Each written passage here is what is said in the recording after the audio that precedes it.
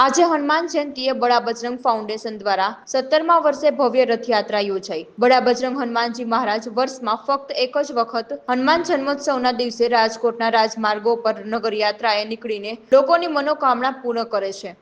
લોકો દાદાના રથને ખેંચી દર્શન કરીને ધન્યતા અનુભવે છે। આ રથયાત્રામાં રથ ખેંચવા લોકો શહેરના અલગ અલગ વિસ્તાર તેમજ આજુબાજુના ગામડાઓમાંથી આવે છે। આ રથયાત્રામાં 35થી વધુ આકર્ષક ફ્લોટ જોડાયા। ભાવિકો દ્વારા રથને રસ્તા દ્વારા ખેંચવામાં આવ્યું। આ રથયાત્રામાં સાધુ સંતો અને ભૂદેવો જોડાયા હતા।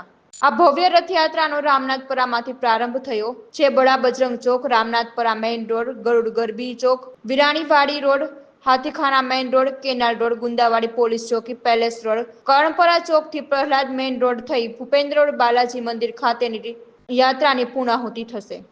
જય શ્રી રામ। મારું નામ છે કલ્પેશ ગમારા, શ્રી બડા બજરંગ ફાઉન્डेशन રામનાથપરા ખાતે કળિયુગના હાજરા અમરદેવ શ્રી હનુમાનજી મહારાજના જન્મોત્સવ નિમિત્તે એક ભવ્ય રથયાત્રાનું આયોજન કરવામાં આવેલું છે।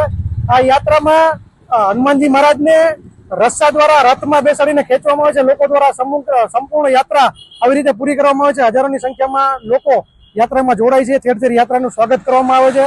યાત્રામાં જુદા જુદા પ્લોટ્સ જેમ કે ધાર્મિક પાત્રો, સમાજને લગતા, પર્યાવરણને લગતા, દેશને લગતા એવા અન્ય વિવિધ 30 જેવા પ્લોટ જોડાયેલા છે।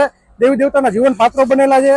તો આ યાત્રાને સફળ બનાવવા માટે રાજકોટની ધર્મપ્રેમી જનતાનો શ્રી બડા બજરંગ ફાઉન્ડેશન ખૂબ ખૂબ આભાર માને છે અને આપની ચેનલના માધ્યમથી સર્વ સનાતનીઓને હનુમાન જન્મોત્સવની ખૂબ ખૂબ શુભકામનાઓ પાઠવે છે। જય શ્રી રામ। જી, આશરે અમારા ગ્રુપના 100 મેમ્બર છે, 100 થી વધુ મેમ્બર છે અને 120 થી વધુ સંસ્થાઓ આ યાત્રામાં જોડાયેલી છે અને આ યાત્રાનું 17મું વર્ષ ચાલી રહ્યું છે।